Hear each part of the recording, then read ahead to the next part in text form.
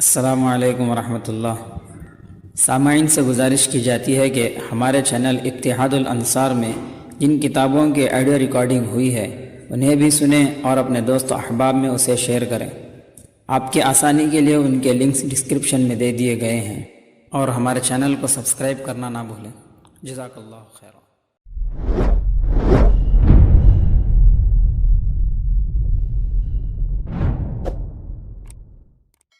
بسم اللہ الرحمن الرحیم۔ سیرت پاک صلی اللہ علیہ وسلم۔ غلبہ اسلام۔ مسلمانوں کو غزوہ بدر میں زبردست فتح حاصل ہوئی تھی اور مشرکوں کو ایسی شکست ہوئی کہ ان کے سارے کسبل نکل گئے۔ ان کے جتنے بڑے بڑے سردار تھے ان میں سے اکثر مارے گئے۔ اسی لیے صفوان بن امیہ نے کہا تھا کہ اب ان سرداروں کے مرنے کے بعد جینے کا کوئی مزہ نہیں رہا۔ رسول اللہ صلی اللہ علیہ وسلم سے خدا تعالیٰ نے وعدہ فرمایا تھا کہ قریش کی دو جماعتیں ہیں، ایک تو ابو سفیان کا قافلہ اور ایک مشرکوں کا لشکر، اس میں سے آپ جس کو بھی چن لیں اسی پر آپ کو غلبہ حاصل ہوگا۔ رسول اللہ نے ابو سفیان کے قافلے کو چھوڑ دیا اور قریش کے لشکر کا رخ کیا۔ خدا کا وعدہ پورا ہوا اور آپ کو اس پر فتح نصیب ہوئی۔ اس فتح سے مسلمانوں میں خوشی کی لہر دوڑ گئی۔ ہر مسلمان خدا کا شکر ادا کر رہا تھا کہ اس نے نہتے مسلمانوں کو اتنے بڑے لشکر پر فتح دی۔ دوسری طرف جب یہ خبر مکے میں پہنچی تو ہر شخص دل تھام کر رہ گیا تھا۔ سارے مکے میں جیسے طوفان آ گیا، اس لیے کہ قریشیوں کو پورا یقین تھا کہ فتح ان کی ہوگی۔ ان کا لشکر بھی زیادہ تھا، سب کے پاس ہتھیار اور اونٹ گھوڑے بھی تھے، جبکہ دوسری طرف مسلمانوں کے پاس کچھ بھی نہیں تھا۔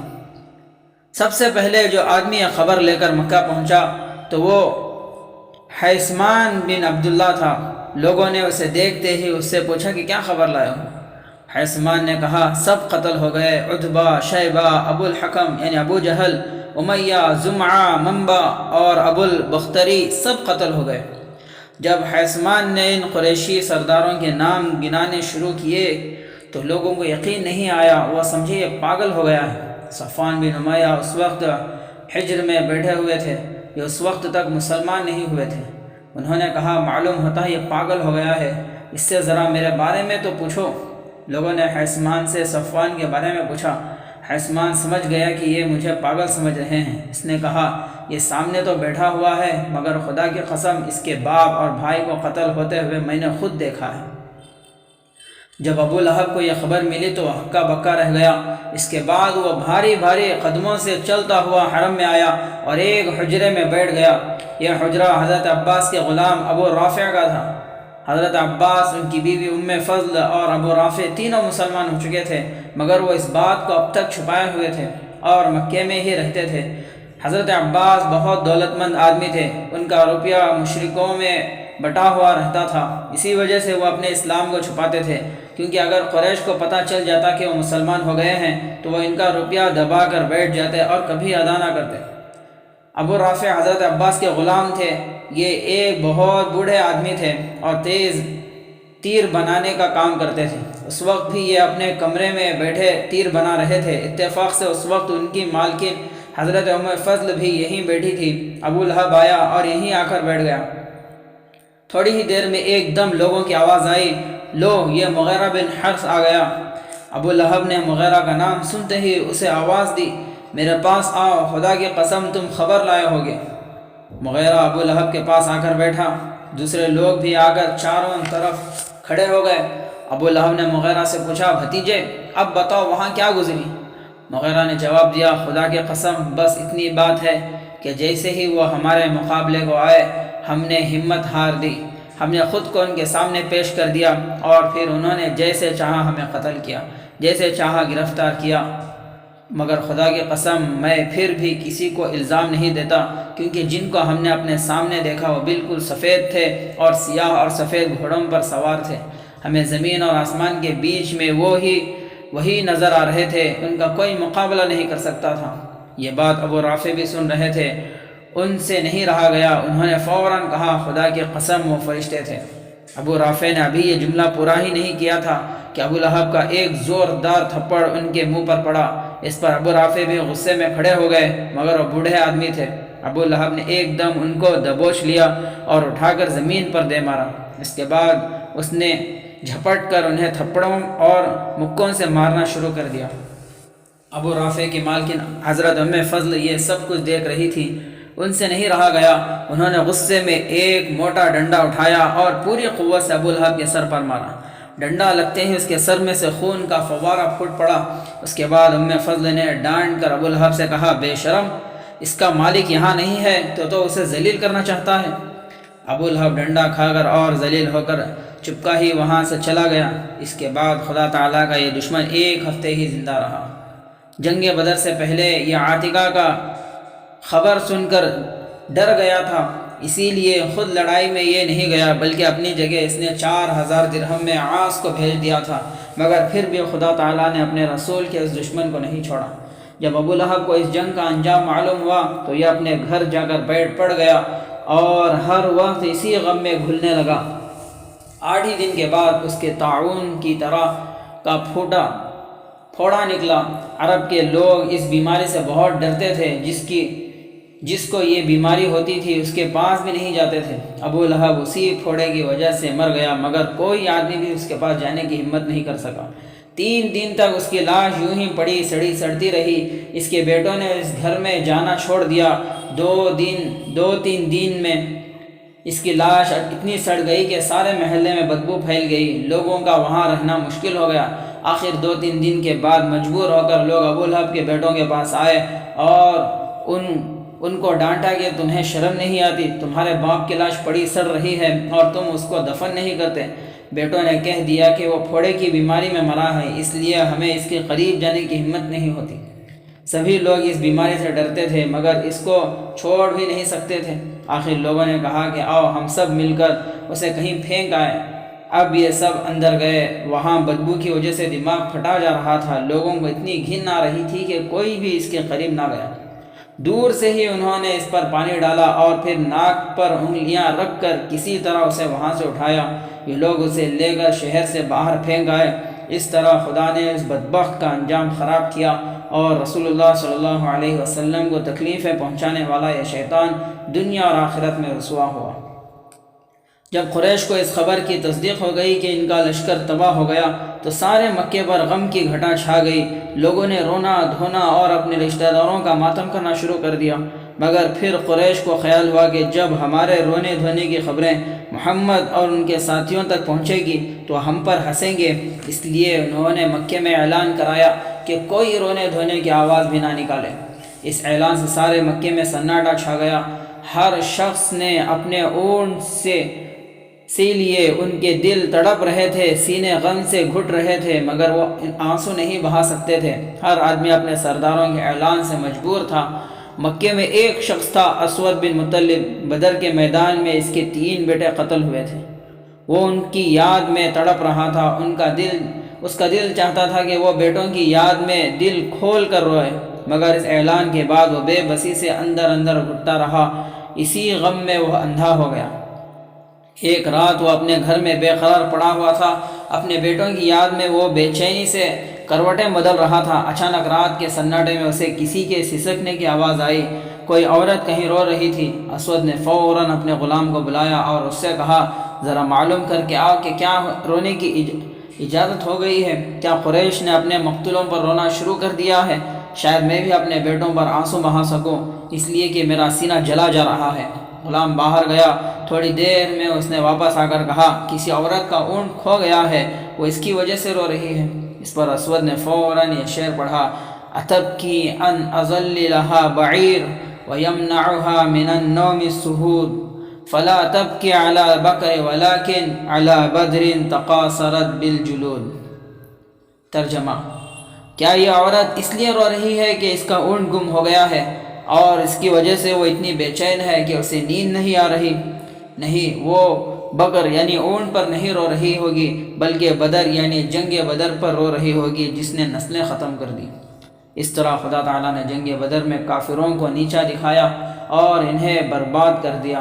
دوسری طرف خداوند کریم نے اسلام کو غلبہ اور فتح نصیب فرمائی، جس سے مسلمانوں میں خوشی کی لہر دوڑ پڑی۔ قریش اپنی شکست پر جھلائے ہوئے تھے۔ ابو سفیان ویسے بھی مسلمانوں کے خلاف ادھار رکھا پھر رہے تھے۔ اس واقعے کے بعد ان کا غصہ اور دشمنی اور زیادہ بڑھ گئی۔ انہوں نے قسم کھائی کہ جب تک مسلمانوں سے اس ہار کا بدلہ نہیں لے لوں گا اس وقت تک نہ تو نہاؤں گا اور نہ سر میں تیل ڈالوں گا۔ اس کے بعد انہوں نے جلدی 200 گھوڑ سواروں کا لشکر تیار کیا اور اسے لے کر مدینے کی طرف روانہ ہوئے۔ وہ مدینے کے قریب آ کر ایک جگہ اترے، پھر یہاں سے رات کو چلے اور یہودیوں کی ایک بستی میں پہنچے۔ یہ یہودی قبیلے بنی نذیر کے تھے۔ بنی نذیر کے یہودیوں کی بستی میں مدینے سے باہر تھی، جو مدینے کا ہی ایک محلہ شمار ہوتی تھی۔ اس بستی میں آ کر ابو سفیان حوی بن اخطب کے مکان پر آئے۔ حوی اس قبیلے کے سرداروں میں سے تھا۔ ابو سفیان نے اس کے گھر پہنچ کر دروازہ کھٹکھٹایا، مگر ابن اخطب کو جب معلوم ہوا کہ ابو سفیان ہیں تو اس نے دروازہ نہیں کھولا، کیونکہ وہ ڈرتا تھا کہ کہیں ان کی گڑبڑ میں وہ بھی نہ پھنس جائے۔ اب ابو سفیان سلام بن مشکم کے گھر پہنچے۔ یہ بنی نذیر کا سردار تھا۔ اس نے انہیں اندر بلایا۔ ابو سفیان اس کے پاس رات گئے تک بیٹھے رہے۔ آخر رات میں وہ وہاں سے واپس اپنے لشکر میں آئے۔ اب انہوں نے اپنے قریشی ساتھیوں کو مدینے کی طرف بھیجا۔ قریشی مدینے میں عریض کے مقام پر آئے۔ یہاں انہوں نے مسلمانوں کے باغ میں آگ لگا دی۔ اتفاق سے وہاں انہیں 2 انصاری صحابہ مل گئے۔ انہوں نے دونوں کو قتل کیا اور وہاں سے بھاگ کھڑے ہوئے۔ رسول اللہ صلی اللہ علیہ وسلم کو جیسے ہی یہ خبر ملی، آپ نے فوراً صحابہ کی ایک جماعت ساتھ لے کر قریشیوں کا پیچھا کیا، مگر قریشی ایسے بھاگے کہ انہوں نے مڑ کر بھی نہیں دیکھا، کیونکہ 2 آدمیوں کو قتل کر کے اور ایک باغ جلا کے ابو سفیان اپنی قسم پوری کر چکے تھے۔ رسول اللہ صلی اللہ علیہ وسلم مشرکوں کا پیچھا کرتے ہوئے قرقرۃ القدر کے مقام تک گئے۔ قریشیوں کے پاس بہت سے تھیلے تھے جن میں ستو بھرے ہوئے تھے۔ جب وہ بھاگے تو بوجھ کم کرنے کے لیے راستے میں ستو کے تھیلے پھینکتے گئے۔ ستو کو عربی میں سویق کہتے ہیں، اسی لیے اس غزوے کا نام غزوہ سویق مشہور ہوا۔ جناب رسول خدا صلی اللہ علیہ وسلم قرقرۃ القدر سے واپس مدینہ تشریف لے آئے۔ بدر میں اللہ تعالیٰ نے مسلمانوں کو جو کامیابی عطا فرمائی، اس سے اسلام کے سبھی دشمن جل رہے تھے، مگر سب سے زیادہ مدینہ کے یہودی جل رہے تھے۔ ہجرت کے بعد رسول اللہ نے ان سے معاہدہ کر لیا تھا، مگر پھر بھی یہودی اپنی حکمتوں سے باز نہیں آئے۔ جب فتح کی خوشخبری مدینہ پہنچی تو ایک یہودی کعب بن اشرف نے کہا تھا کہ اگر یہ خبر صحیح ہے تو پھر اس جینے سے مر جانا بہتر ہے۔ ابھی تک یہودی چھپ کر مسلمانوں کے خلاف سازشیں کر رہے تھے، مگر جنگ بدر کے بعد ان کا حسد بہت زیادہ بڑھ گیا اور اب وہ کھل کر مسلمانوں کو گالیاں دینے لگے۔ مدینہ میں یہودیوں کے کئی قبیلے آباد تھے۔ انہی میں ایک قبیلہ بنی قینقاع تھا۔ یہ قبیلہ سب سے زیادہ بہادر سمجھا جاتا تھا۔ یہ لوگ بہت دولت مند تھے۔ ایک روز ایک انصاری عورت اپنے کسی کام سے اس کے بازار میں گئی۔ جب یہ دکاندار کے پاس پہنچی تو اس وقت وہاں کچھ دوسرے یہودی گنڈے بیٹھے ہوئے تھے۔ ان سب نے اس مسلمان عورت سے کہا کہ اپنا چہرہ کھول کر دکھاؤ۔ انصاری عورت نے انکار کر دیا۔ اس پر ان میں سے ایک شخص اٹھا اور اس نے چپکے سے پیچھے جا کر اس عورت کی چادر میں کوئی چیز اٹکا دی۔ اب یہ عورت جو اٹھی تو چادر کھینچ کر اس کا چہرہ کھل گیا۔ اس پر یہودیوں نے زور زور سے ہنسنا شروع کر دیا۔ مسلمان عورت نے اس بے عزتی پر شور مچایا۔ عورت کی چیخیں سن کر ایک انصاری مسلمان وہاں پہنچ گئے۔ انہیں جب یہ بات معلوم ہوئی تو بہت غصہ آیا۔ انہوں نے اس یہودی کو پکڑ لیا اور مار کر وہیں ختم کر دیا۔ یہ دیکھ کر دوسرے یہودی اس مسلمان سے لپٹ گئے اور انہیں قتل کر دیا۔ جب مسلمانوں کو یہ واقعہ معلوم ہوا تو بہت غضبناک ہو گئے، کیونکہ رسول اللہ پہلے ہی ان سے معاہدہ کر چکے تھے، مگر انہوں نے اس کا کبھی کوئی خیال نہیں کیا۔ ادھر خود رسول خدا صلی اللہ علیہ وسلم بھی یہودیوں کو ان کی ان حرکتوں پر خدا تعالیٰ کے قہر سے ڈرایا کرتے تھے، مگر یہودیوں کے دماغ سیدھے نہیں ہوئے۔ رسول اللہ صلی اللہ علیہ وسلم نے ان سے فرمایا، یہودیوں، خدا کی قسم تم لوگ اچھی طرح جانتے ہو کہ میں خدا تعالیٰ کا رسول ہوں، یہ تمہاری کتابوں میں لکھا ہے، اس لیے خدا سے ڈرو اور اسلام قبول کر لو، ورنہ خدا تعالیٰ تمہیں بھی اسی طرح تباہ کر دے گا جس طرح اس نے قریش کو کیا ہے۔ اس پر یہودیوں نے رسول اللہ صلی اللہ علیہ وسلم کو جو جواب دیا وہ یہ تھا کہ محمد، تم ہر ایک کو قریشیوں جیسا ہی مت سمجھو، تم نے انہیں زور دکھایا جنہیں جنگ کرنی ہی نہیں آتی۔ اگر تم نے ہم سے جنگ کی تو تمہیں معلوم ہو جائے گا کہ تم ہم جیسوں سے کبھی نہیں لڑے۔ غرض یہودیوں کی ان حرکتوں کی وجہ سے معاہدہ ختم ہو گیا تھا۔ ادھر اس واقعے کے بعد مسلمان بہت غضبناک ہو رہے تھے۔ رسول اللہ صلی اللہ علیہ وسلم نے بنی قینقاع کے یہودیوں سے جنگ کرنے کا ارادہ کیا۔ آپ اپنے صحابہ کے ساتھ بنی قینقاع کی بستی میں تشریف لائے اور یہودیوں کا محاصرہ کر لیا۔ یہودی اپنی حویلیوں میں بند ہو کر بیٹھ گئے۔ جب رسول اللہ صلی اللہ علیہ وسلم محاصرے کے لیے روانہ ہوئے تو مدینے میں آپ نے حضرت بشیر ابن عبد المنذر کو اپنا قائم مقام بنایا۔ بنی قینقاع کے یہودی مدینے کے باہر رہتے تھے جہاں ان کی حویلیاں وغیرہ ہوتی تھیں۔ اس قبیلے میں لڑنے والے لوگ کل ملا کر 700 تھے، جن میں سے 300 باقاعدہ زرہ بکتر پہنے ہوئے تھے۔ یہ لوگ نہ کھیتی باڑی کرتے تھے اور نہ باغات وغیرہ لگاتے تھے، بلکہ سب بڑی بڑی تجارتیں کرتے تھے۔ ان کا دوسرا کام صرافہ تھا۔ غرض سب کے سب بڑے مالدار لوگ تھے۔ یہ حضرت عبداللہ ابن سلام کے قبیلے کے تھے۔ رسول خدا صلی اللہ علیہ وسلم نے ان کی بستی کے چاروں طرف زبردست محاصرہ کر لیا۔ جب اس محاصرے کو 15 دن گزر گئے تو یہودی پریشان ہو گئے۔ آخر مجبور ہو کر انہوں نے ہار مان لی۔ مسلمانوں نے ان سب کو گرفتار کر لیا۔ چونکہ یہ لوگ باغی تھے اس لیے ان کو قتل کی سزا دی جانی تھی، مگر عبداللہ ابن ابی ان کا معاہدہ بردار تھا۔ اس نے رسول اللہ سے سفارش کی کہ ان پر رحم فرمائیں۔ آپ کو ان یہودیوں پر بہت سخت غصہ تھا، مگر جب منافقوں کے سردار ابن ابی کی منت و خوشامد حد سے زیادہ بڑھ گئی تو آپ نے ان کی جان بخش دی۔ مگر اس کے ساتھ ہی آپ نے ان یہودیوں کو جلا وطنی کا حکم دیا کہ یہ لوگ مدینہ چھوڑ کر کہیں چلے جائیں۔ ان کی شرارتوں کے بدلے میں آپ نے ان کا تمام مال و دولت اور ہتھیار ضبط کر لیے۔ آپ نے حضرت عبادہ بن صامت کو اس کام پر متعین کیا کہ وہ انہیں اپنی نگرانی میں شہر سے نکالیں۔ حضرت عبادہ رضی اللہ تعالیٰ نے ان کو شہر بدر کر دیا۔ بنی قینقاع کے یہودی مدینہ چھوڑ کر خیبر میں جا بسے۔ ان کا مال و دولت اور ہتھیار مسلمانوں کو مال غنیمت میں ملے۔ اس میں سے 5واں حصہ رسول اللہ صلی اللہ علیہ وسلم نے خود لیا۔ یہ حصہ پہلی مرتبہ لیا گیا۔ اس کے بعد رسول خدا صلی اللہ علیہ وسلم مدینہ واپس تشریف لائے۔ اس کے بعد 10 ذی الحجہ کو پہلی مرتبہ بقرعید منائی گئی۔ رسول پاک صلی اللہ علیہ وسلم مسلمانوں کے ساتھ شہر سے باہر جنگل میں تشریف لائے اور بقرعید کی نماز پڑھی۔ پھر آپ نے اپنے ہاتھ سے 2 بکریاں ذبح کی۔ یہ اسلام کی پہلی قربانی تھی۔ مسلمانوں کی کامیابیوں سے خاص طور پر یہودی بہت جل رہے تھے، اس لیے کہ اب تک ایک طرح سے یہی لوگ حکومت کرتے تھے، مگر رسول اللہ صلی اللہ علیہ وسلم کے تشریف لانے کے بعد ان کی عزت خاک میں مل گئی تھی۔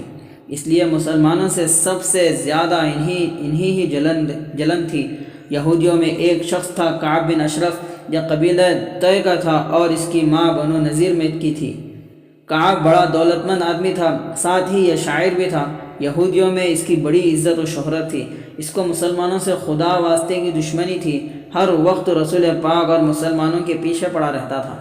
جنگ بدر میں اللہ تعالیٰ نے مسلمانوں کو کامیابی عطا فرمائی تو رسول پاک نے حضرت زید بن حارثہ اور عبداللہ بن رواحہ کو آگے بھیج دیا کہ وہ مدینے والوں کو یہ خوشخبری سنا دیں۔ جب یہ مدینے پہنچے تو انہوں نے فتح کی خوشخبری سنائی اور قریش کے ان تمام سرداروں کے نام گنائے جو بدر میں قتل ہوئے تھے۔ کعب نے یہ سنا تو اس کے آگ لگ گئی۔ یہ لوگوں سے کہنے لگا، کیا یہ خبر صحیح ہے؟ کیا تمہارا خیال ہے کہ محمد نے ان تمام سرداروں کو قتل کر دیا ہوگا جن کے نام یہ دونوں بتا رہے ہیں؟ یہ تو سب عرب کے بڑے بڑے لوگ اور سردار تھے۔ اگر محمد نے واقعی ان لوگوں کو قتل کر دیا ہے تب تو اس زندگی سے موت اچھی ہے۔ جب اس بدبخت کو اچھی طرح معلوم ہو گیا کہ خبر صحیح ہے تو یہ ان سرداروں کو رونے اور قریش کو بھڑکانے کے لیے مکہ پہنچا۔ وہاں ایک قریشی سردار مطلب کے پاس ٹھہرا۔ مطلب کے پاس ایک لڑکی عاتقہ ابن ابو عمیس بھی تھی۔ اس نے کعب کی بڑی آؤ بھگت کی اور اسے اپنے پاس ٹھہرایا۔ یہاں کعب نے اپنی ان قریشی سرداروں کے بڑے بڑے مرثیے لکھے جو بدر میں قتل ہوئے تھے۔ وہ رو رو کر ان مرثیوں کو پڑھتا تھا اور لوگوں کو مسلمانوں کے خلاف بھڑکاتا تھا۔ کچھ دن کے بعد کعب مدینہ واپس آ گیا۔ یہاں آ کر اس نے عاتقہ اور مسلمان عورتوں کی تعریف میں بڑے بےہودہ شعر اور غزلیں لکھی جن میں ان کے حسن کی تعریف کی۔ اس سے مسلمانوں کو بہت غصہ آیا۔ جب کعب کی حرکتیں حد سے بڑھ گئی تو ایک روز رسول اللہ صلی اللہ علیہ وسلم نے صحابہ سے فرمایا، تم میں سے کون کعب بن اشرف کو قتل کرنے کا بیڑا اٹھائے گا؟ اس پر جناب محمد ابن مسلمہ نے جواب دیا، یا رسول اللہ یہ کام میں کروں گا۔ آپ نے حضرت ابن مسلمہ کو اس کی اجازت دے دی۔ اس کام میں ان کی مدد کے لیے جو دوسرے صحابہ کھڑے ہوئے تھے وہ یہ تھے: حضرت ابو نائلہ، یہ کعب کے رضائی بھائی تھے، اور حضرت عباد بن بشیر، حضرت حرز بن اوس اور حضرت ابو عبس۔ ان سب نے پہلے حضرت ابو نائلہ کو کعب کے پاس بھیجا۔ یہ اس کے پاس پہنچے، پہلے کچھ دیر باتیں کی، کچھ شعر سنائے، اور پھر انہوں نے اس سے کہا: ابن اشرف، میں تمہارے پاس ایک خاص کام سے آیا ہوں، مگر میں وہ بات تمہیں جب ہی بتاؤں گا کہ تم اس کو راز رکھنے کا وعدہ کرو۔ کعب نے وعدہ کیا۔ تب حضرت ابو نائلہ نے کہا: ہمارے واسطے اس شخص یعنی رسول اللہ کا آنا مصیبت بن گیا، اس کی وجہ سے عربوں نے ہمیں بھی چھوڑ دیا، اور اب وہ ہم سب کو ایک ہی لاٹھی سے ہانکتے ہیں۔ عربوں نے ہمارے لیے ہر کام کے دروازے بند کر دیے، اور اب ہمیں جینا بھی مشکل ہو گیا۔ کعب یہ سن کر بہت خوش ہوا۔ اس نے ابو نائلہ سے کہا، جن کا اصل نام سلکان ابن سلامہ تھا: میں اشرف کا بیٹا ہوں ابن سلامہ، جو کچھ تم اب کہہ رہے ہو، کیا میں پہلے ہی تم سے نہیں کہا تھا کہ ایسا ہی ہونے والا ہے؟ حضرت ابو نائلہ نے کہا: اب میں نے یہ سوچا ہے کہ تم ہمیں کچھ غلہ وغیرہ دے دو، اس کے بدلے میں ہم اپنے ہتھیار تمہارے پاس رہن رکھیں گے۔ اس طرح حضرت ابو نائلہ نے کعب کو تیار کر لیا کہ وہ چپکے سے اپنے ساتھیوں کے ساتھ آئیں گے اور ہتھیار لا کر اس کو دے دیں گے۔ اس کے بعد انہوں نے ساری بات آ کر اپنے ساتھیوں کو بتائی۔ اب یہ سب صحابہ کعب بن اشرف کے مکان پر پہنچے۔ یہ ایک چاندنی رات تھی، اور اس وقت کعب اپنی نئی نویلی دلہن کے پاس لیٹا ہوا تھا۔ حضرت ابو نائلہ نے کعب کو آواز دی۔ کعب آواز سن کر باہر آنے لگا تو اس کی بیوی نے اسے روکا، مگر وہ اسے اطمینان دلا کر باہر آیا۔ تھوڑی ہی دیر ابو نائلہ اس سے باتیں کرتے رہے۔ اس کے بعد انہوں نے کعب سے کہا: آؤ ابن اشرف، کچھ دور تک چلیں، ذرا باتیں بھی کر لیں گے۔ کعب نے کہا کہ چلو۔ اس کے بعد یہ سب وہاں سے چلے۔ راستے میں حضرت ابو نائلہ نے کعب کے سر کے بالوں میں انگلیاں گھما کر نکالی، پھر انہوں نے اپنی انگلیوں کو سونگھا اور کعب سے کہنے لگے: میں نے اس سے زیادہ مہکدار خوشبو کبھی نہیں سونگھی۔ کچھ دور چل کر انہوں نے پھر اس کے سر میں انگلیاں گھمائی۔ کعب کو کوئی شک و شبہ نہیں ہوا، وہ اطمینان سے چلتا رہا۔ کچھ دیر بعد حضرت ابو نائلہ نے پھر وہی کیا، مگر اب کہ انہوں نے اچانک کعب کی کھوپڑی پکڑ لی اور فوراً اسے ساتھیوں سے گرج کر کہا: اس خدا کے دشمن کو مار ڈالو۔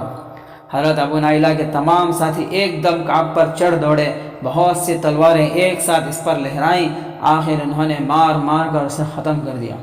حضرت ابو نائلہ نے اس پر اپنی تلوار ماری تو وہ اتنی زور سے چیخا کہ آس پاس کے تمام گھروں میں یہودی جاگ اٹھے۔ مسلمانوں نے فوراً اس کو گھسیٹ کر ایک طرف ڈال دیا اور خود واپس مدینے پہنچے، جہاں انہوں نے رسول اللہ صلی اللہ علیہ وسلم کو اس کی اطلاع دی۔ غزوہ بدر میں جو مشرک گرفتار ہوئے تھے، ان میں ابو العاص بھی تھے۔ یہ رسول اللہ صلی اللہ علیہ وسلم کے داماد تھے۔ آپ نے ان سے اپنی صاحبزادی حضرت زینب رضی اللہ عنہا کا نکاح کر دیا تھا۔ یہ نکاح آپ نے نبوت سے پہلے کیا تھا۔ اس کے بعد جب خدا تعالیٰ نے آپ کو نبوت کا اعزاز بخشا اور آپ نے اسلام کی تبلیغ شروع فرمائی تو ام المؤمنین حضرت خدیجہ رضی اللہ عنہا بھی مسلمان ہو گئی، اور آپ کی صاحبزادیوں نے بھی اسلام قبول کر لیا، مگر ابو العاص مسلمان نہیں ہوئے بلکہ اسی کفر و شرک میں مبتلا رہے۔ مگر ابو العاص اس زمانے میں بھی بہت شریف اور امانت دار آدمی تھے۔ جب رسول اللہ صلی اللہ علیہ وسلم نے مکے کے مشرکوں کو اسلام کی تبلیغ شروع فرمائی تو وہ سب آپ کے دشمن ہو گئے اور ہر طرح آپ کو تکلیفیں پہنچانے لگے۔ رسول اللہ کی دوسری صاحبزادی ابو لہب کے بیٹے عتبہ کے نکاح میں تھی، مگر ان کی اس وقت تک رخصتی نہیں ہوئی تھی۔ قریش نے رسول اللہ صلی اللہ علیہ وسلم سے دشمنی باندھ لی تو انہیں خیال آیا کہ آپ کی دو صاحبزادیاں ہمارے آدمیوں کے نکاح میں ہیں، ان کو طلاق دلوانی چاہیے تاکہ محمد کو تکلیف پہنچے۔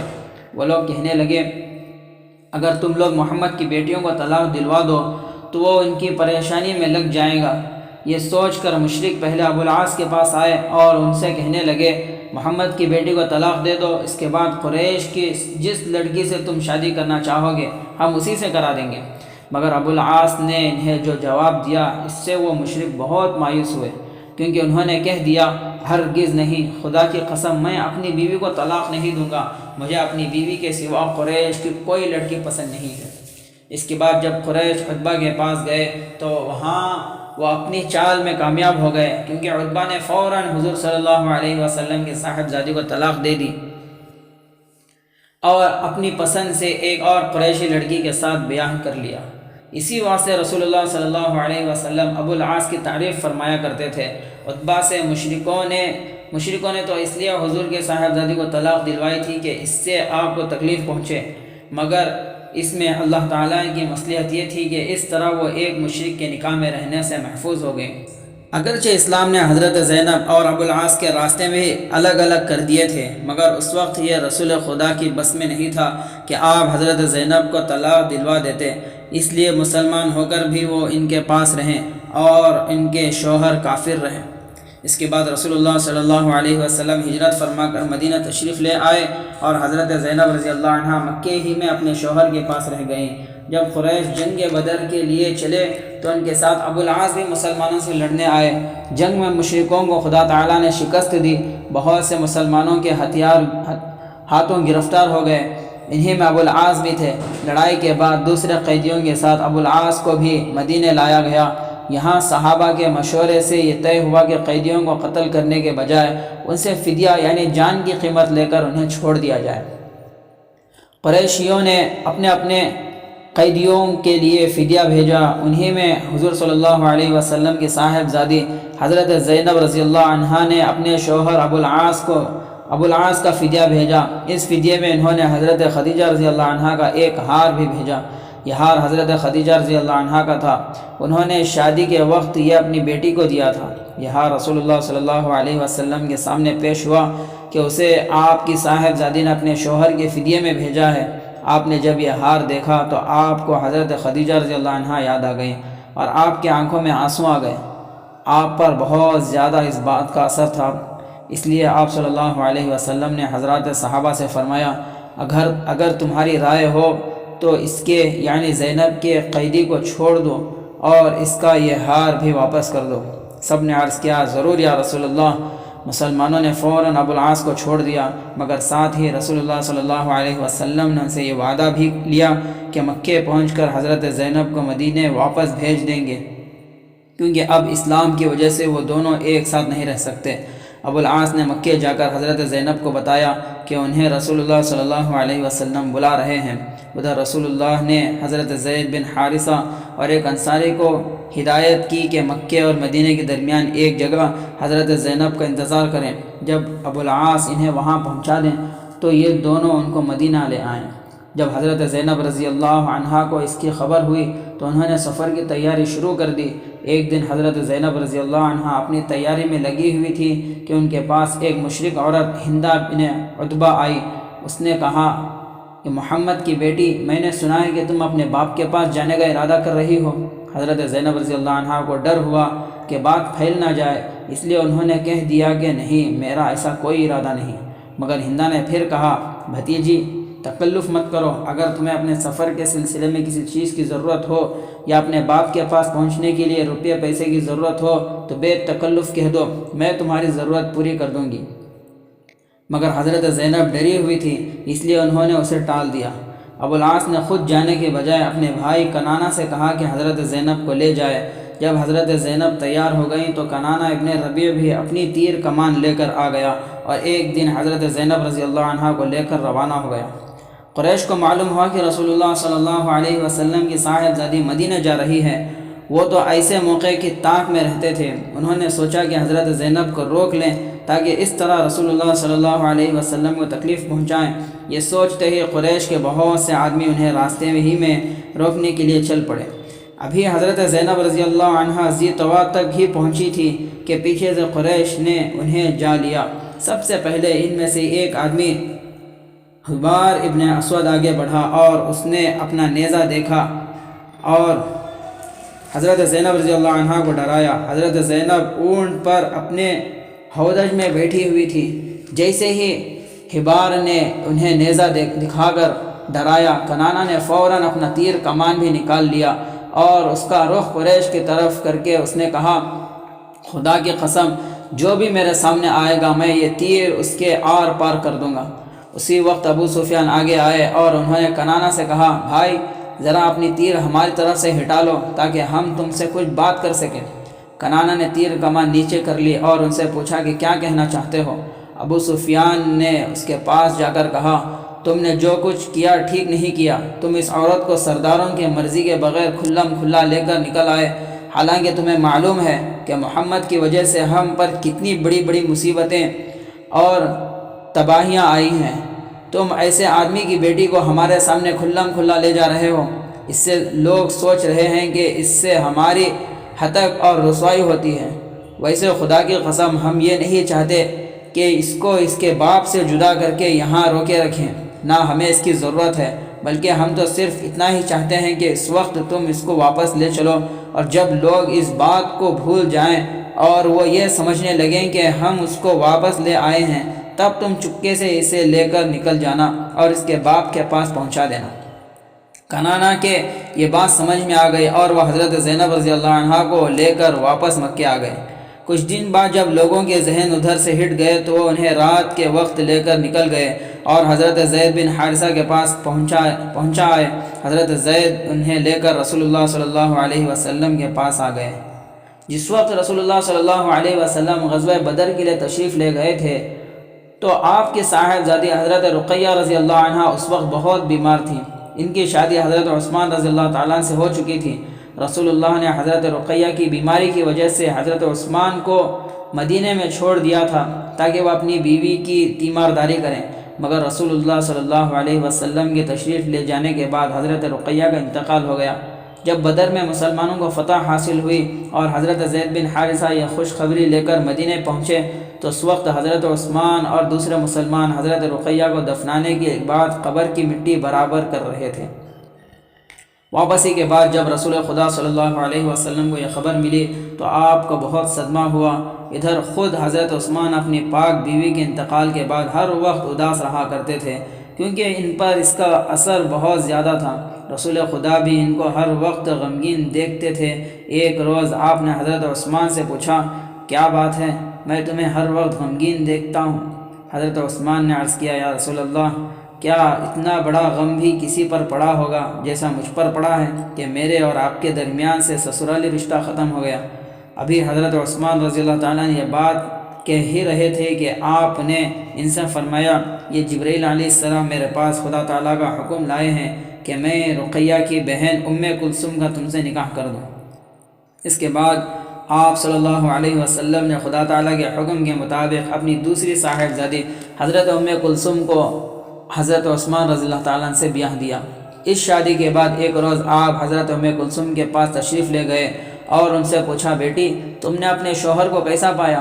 حضرت ام کلثوم رضی اللہ عنہا نے جواب دیا، ابا جان، میں نے اپنے شوہر کو بہت اچھا اور بہت افضل پایا ہے۔ تب آپ نے فرمایا، بیٹی کیوں نہ ہو، وہ لوگوں میں تمہارے دادا حضرت ابراہیم علیہ السلام اور تمہارے باپ محمد سے سب سے زیادہ مشابہ ہیں۔ اس طرح رسول خدا نے حضرت عثمان سے اپنی بیٹیوں کو بیاہ کر کے انہیں عزت بخشی۔ حضرت ام کلثوم رضی اللہ عنہا کی یہ شادی ہجرت کے تیسرے سال میں یعنی سن 3 ہجری میں ہوئی۔ اس کے علاوہ رسول خدا صلی اللہ علیہ وسلم نے خدا تعالیٰ کے حکم سے خود بھی اپنے بعض صحابہ کے گھرانے میں شادی بیاہ کے رشتے پیدا کیے۔ اس کے ذریعے ان صحابہ کے ساتھ آپ کا تعلق اور زیادہ مضبوط ہو گیا۔ مکے میں جب حضرت خدیجہ رضی اللہ تعالیٰ عنہ کا انتقال ہو گیا تو آپ نے حضرت سودا بن زمعہ اور حضرت ابوبکر کی صاحبزادی حضرت عائشہ رضی اللہ عنہا سے نکاح کیا۔ نکاح کے بعد حضرت سودا تو رخصت ہو کر حضور کے گھر آ گئیں، لیکن حضرت عائشہ کی رخصتی نہیں ہوئی تھی، اس لیے کہ وہ اس وقت بہت چھوٹی تھی۔ اس کے بعد ہجرت کا حکم ہوا اور آپ مدینہ تشریف لے آئے۔ یہاں آ کر جب سب مہاجر صحابہ اطمینان سے جم گئے اور سب کے رہنے سہنے کا انتظام ہو گیا تو ہجرت کے تقریباً 6-7 مہینے بعد ایک روز حضرت ابوبکر رضی اللہ تعالیٰ عنہ حضور صلی اللہ علیہ وسلم کی خدمت میں حاضر ہوئے اور عرض کیا، یا رسول اللہ، آپ اپنے گھر والوں کو اپنے پاس کیوں نہیں بلا لیتے؟ اس سے حضرت ابوبکر کا مقصد یہ تھا کہ آپ حضرت عائشہ کو رخصت کرا کے کیوں نہیں بلا لیتے؟ آپ نے فرمایا، مہر کی وجہ سے۔ اس کے بعد جب آپ کے پاس مہر کا انتظام ہو گیا تو حضرت عائشہ رضی اللہ عنہا کی رخصتی ہو گئی اور وہ رسول خدا کے گھر آ گئیں۔ اس کے بعد 3 ہجری میں رسول خدا صلی اللہ علیہ وسلم نے حضرت عمر فاروق رضی اللہ تعالیٰ عنہ کی صاحبزادی حضرت حفصہ سے شادی کی۔ حضرت حفصہ کی پہلی شادی حضرت خنیس بن حذافہ سے ہوئی تھی۔ حضرت خنیس جنگ بدر میں رسول اللہ کے ساتھ شریک ہوئے تھے اور وہیں شہید ہو گئے تھے۔ اس طرح حضرت حفصہ بیوہ ہو گئی تھی۔ جب وہ عدت سے فارغ ہو گئیں تو حضرت عمر ان کی دوسری شادی کے لیے فکر مند رہنے لگے، چنانچہ انہوں نے حضرت ابوبکر صدیق سے ان کی شادی کرنی چاہی اور انہیں جا کر پیغام دیا، مگر حضرت ابوبکر نے کوئی جواب نہیں دیا۔ اس کے بعد حضرت عمر نے مایوس ہو کر حضرت عثمان سے ان کی شادی کرنی چاہی، مگر جب ان سے ذکر کیا تو انہوں نے انکار کر دیا۔ اس سے حضرت عمر رضی اللہ تعالیٰ عنہ کو صدمہ ہوا اور انہوں نے ایک روز رسول اللہ سے ذکر کیا، یا رسول اللہ، میں نے حفصہ کے لیے عثمان کو پیغام دیا تھا مگر انہوں نے انکار کر دیا۔ اس پر آپ نے فرمایا، عثمان کو تمہاری بیٹی سے اچھی بیوی مل گئی اور تمہاری بیٹی کو عثمان سے اچھا شوہر مل گیا۔ چنانچہ رسول خدا صلی اللہ علیہ وسلم نے حضرت عثمان غنی سے اپنی صاحبزادی کا نکاح کر دیا اور حضرت حفصہ سے اپنا نکاح کر کے انہیں ساری امت کی ماں بنا دیا اور ان کا مرتبہ کہیں سے کہیں پہنچا دیا۔ اس طرح حضرت عمر رضی اللہ تعالیٰ عنہ کی ساری پریشانیاں اور غم دھل گئے اور ان کی خوشی کا کوئی ٹھکانہ نہیں رہا۔ پھر اسی سال رمضان میں آپ نے حضرت زینب بنت خزیمہ سے نکاح کیا۔ ان کے شوہر بھی جنگ بدر میں کام آ گئے تھے۔ رسول خدا نے ان سے نکاح کر کے امت کے لیے ایک مثال قائم کی کہ بیواؤں کی طرف سے بے توجہ نہیں رہنا چاہیے۔ حضرت زینب بہت نیک خاتون تھی اور ان کا لقب ام مساکین تھا۔ غزوہ بدر سے واپس تشریف لانے کے بعد رسول اللہ صلی اللہ علیہ وسلم مدینہ میں 7 دن ہی ٹھہرے تھے کہ آپ کو قبیلہ بنی سلیم کے مقابلے کے لیے جانا پڑا۔ اس غزوے میں جانے کے وقت آپ نے حضرت سباع بن عرفطہ غفاری کو مدینہ میں اپنا قائم مقام بنایا اور آپ خود صحابہ کی جماعت کے ساتھ بنی سلیم کی طرف روانہ ہوئے۔ اس غزوے میں سفید رنگ کا اسلامی جھنڈا حضرت علی رضی اللہ تعالیٰ عنہ کے ہاتھ میں تھا۔ آپ مدینہ سے روانہ ہو کر ایک جگہ پہنچے جس کا نام قدر تھا۔ یہاں آپ 3 دن 3 رات ٹھہرے مگر بنی سلیم کو مقابلے کی ہمت نہیں ہوئی۔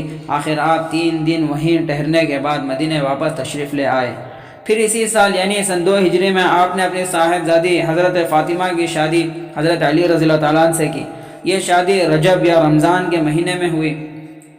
جب حضرت علی رضی اللہ تعالیٰ نے حضرت فاطمہ سے اپنا رشتہ دیا تو آپ بیٹی کے پاس تشریف لائے اور ان سے فرمایا کہ علی نے تم سے رشتہ بھیجا ہے۔ حضرت فاطمہ خاموش رہیں۔ آپ نے پھر فرمایا، بیٹی، ہمارے چچا کے بیٹے علی نے تم سے اپنا پیغام دیا ہے، تمہاری مرضی کیا ہے؟ اس پر حضرت فاطمہ رونے لگی۔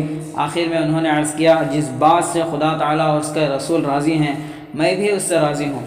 نکاح کے وقت حضرت فاطمہ رضی اللہ تعالیٰ عنہ کی عمر 15 سال کی تھی اور حضرت علی کی عمر اس دن 21 سال 5 مہینے کی تھی۔ اس وقت صرف نکاح ہوا۔ اس کے بعد ذی الحجہ کے مہینے میں حضرت فاطمہ رضی اللہ تعالیٰ عنہ رخصت ہو کر حضرت علی کے گھر آئیں۔ جس وقت آپ نے نکاح پڑھایا تو پہلے خطبہ پڑھا اور پھر فرمایا، مجھے اللہ تعالیٰ نے حکم دیا ہے کہ میں 400 مثقال چاندی کے عوض حضرت فاطمہ کو علی سے بیاہ دوں، پس علی کیا تمہیں منظور ہے؟ حضرت علی نے فرمایا، مجھے منظور ہے۔ اس طرح یہ مبارک شادی انتہائی سادگی کے ساتھ پوری ہوئی۔